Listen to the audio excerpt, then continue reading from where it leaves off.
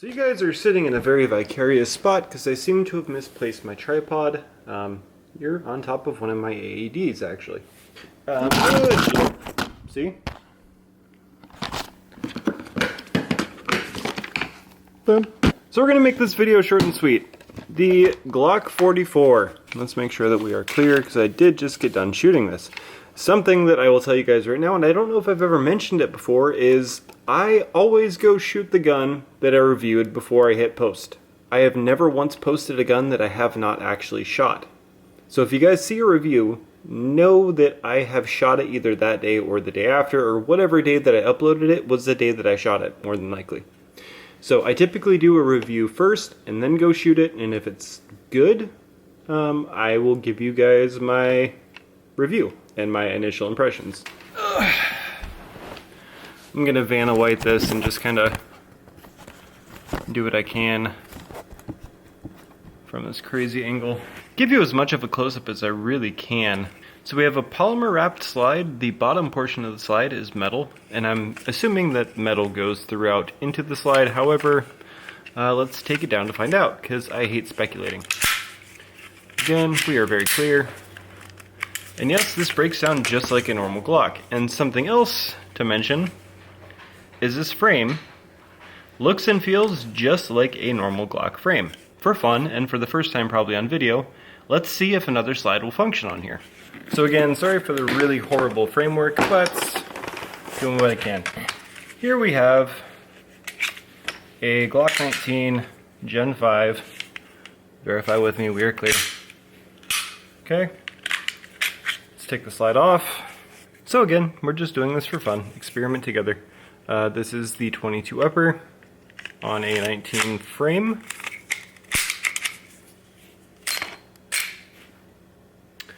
I'm gonna go with no, that did not work at all. So the difference is going to be the recoil spring and where it sits, but that's really honestly pretty much it. While I have it apart, let's look at the internals. So we have a dual captive spring. Obviously this is going to be considerably weaker than your standard spring. Barrel comes out like a miniature Glock barrel. So all of this looks like a very just shaved down Glock barrel. Obviously with an extractor cut out in the top, and I mean that's that. So this does feel like polymer on the top. That's okay. Overall, everything looks pretty much identical. Again, comparing the two lowers, everything about this looks exactly like your standard Glock lower. And it, for the most part, is. So 22 upper, back on the right gun. There we go. Another curiosity. Here's the Glock 19 mag.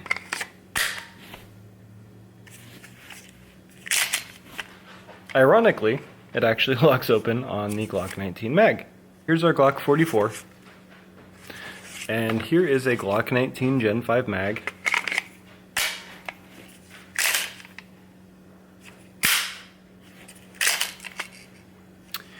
So this brings me to my next point. So it's pretty obvious that Glock was going for, yep, you guessed it, mimicking the Glock 19.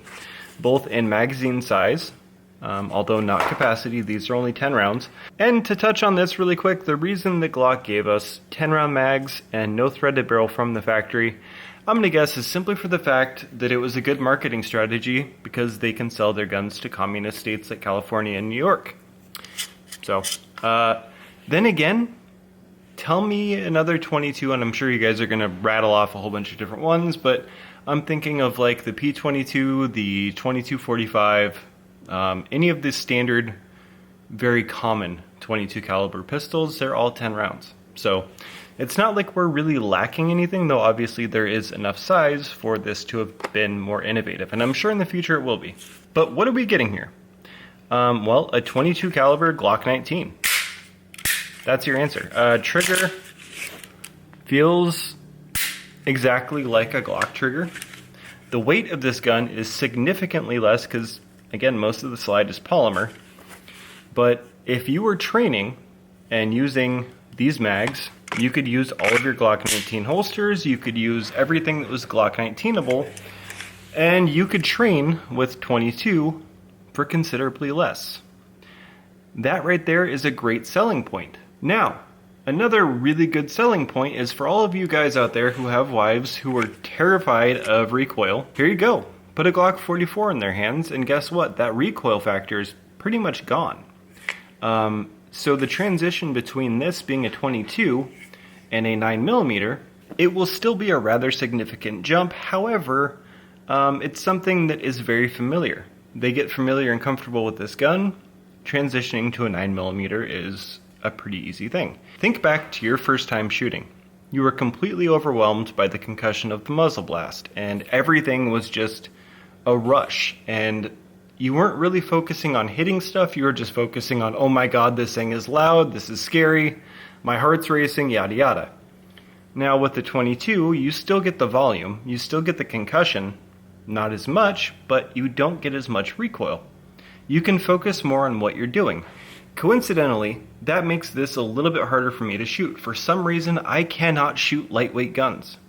I can't shoot 22s well at all if they don't weigh anything. This thing feels like an airsoft in hand. My Ruger Mark IV, my 22-45, my Ruger Target, my Ruger Hunting, all of the other 22 caliber pistols that I have that have weight to them, I can shoot great. I cannot, however, shoot lightweight guns good at all. And yes, the same goes for the 5.7. A lot of you guys flame me for not being able to shoot that well. Sorry, I just can't shoot lightweight guns well. I'm used to heft. I can shoot, and I shoot pretty much every day. I just cannot shoot lightweight guns. So 22s have kind of always been an anomaly for me. Let's talk about feeding issues and the reliability of this being what it is, a 22. What better time to clear malfunctions and double feeds and stovepipes and everything else than when you're training with a training gun? If you buy into one of these with the mindset that this is going to be a training tool, then it is going to be invaluable. It will give you the malfunctions that you're not used to having with your Glock 19. This being a 22, as you guys will see from the shooting footage, had trouble feeding sometimes. If you slingshot the slide too hard, it occasionally wouldn't go into battery. If you just use the slide stop, sometimes it would, sometimes it wouldn't. If you really gingerly let that round go forward, it pretty much worked every single time. And once I was actually firing, I did not have a single hiccup. It was always when I was changing mags or loading that first round. Something that has been said more than enough times that my parrot knows it by heart now is Glock is late to the game. Yes, that is 1000% true. However, are they really that late to the game? Did they really need to introduce a 22 caliber pistol? We had 22 caliber uppers for a really long time. In my opinion, I think Glock kind of released it when they wanted to. The inherent nature of a 22 being something that's just going to be unreliable is something that you just kind of can't really get past. Yes, there's guns out there who do it extremely well, like the 22-45, all of the Rugers. And guess what? They've been doing that for a really long time. This is Glock's first foray into rimfire. So me personally, I would rather this come a bit too late than not at all. And for around $400, think of the amount of money this could save you in 9mm. Let me say this now. Shooting a 22 is absolutely zero, and I mean not even close to any form of a good replacement for actual live fire practice. However, if this is all you can afford to do that day, it is better than nothing. Everything translates to actual shooting. I would rather have more time behind the trigger of anything than a little less time behind the trigger of something that I might only do once every month or so. Me personally, I shoot every day, and today was actually a vacation day for me. And by vacation day, I mean vacation of the guns that I usually shoot every single day. So shooting this kind of broke up the monotony, and I broke out a couple of other odds and ends. I may include a shooting montage of just random guns that have nothing to do with this at the end of this video, so if you want to see that, stick around. For those of you out there on a tighter budget when it comes to actually getting out and shooting, or for those of you guys who want to train people, train your wives, train your daughters, train your younger sons, this would be a really excellent option because it's going to translate to a Glock 19 extremely well. Good value, absolutely 1000%, just so long as you're not relying upon this gun to be a everyday carry or defensive gun, or really anything other than a toy. Obviously, all of your gun rules still apply because a 22 will still kill you dead with great ease. But this is something that you could go out and shoot all effing day long and have a lot of fun with, again, predicated upon the fact that you are not expecting 100% reliability. Again, for me, that's a really good thing, because how often do I get malfunctions from a Glock? When was the last time I had to reach my thumb in there and actually strip out a Glock mag? I can't recall the last time I've had to do it, but today I did it like 3 or 4 times. So in my opinion, I'm kind of leaning towards malfunctions with this gun being a really good thing. Again, training tool. I'll admit, it was actually a lot of fun, even though I can't shoot this gun for shit. That's just me though. There it is, the Glock 44. I think it's a gun that's very, very much worth the cost, and the amount of savings in ammunition, and on top of that, the amount of training that you can get from clearing malfunctions from something that translates directly to a gun that you probably already have and carry. Sean Havoc out, and shooting montage now.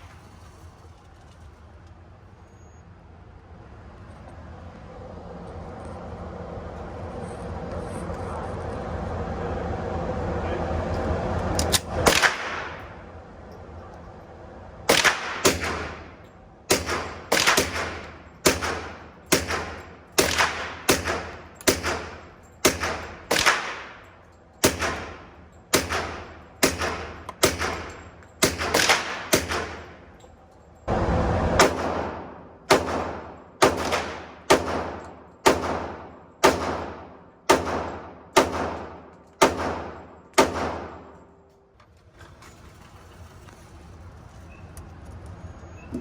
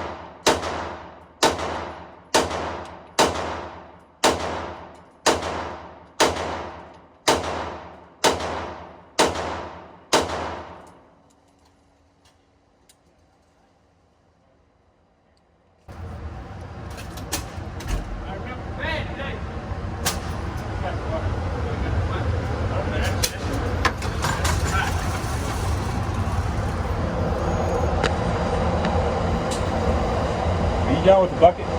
Yes, sir.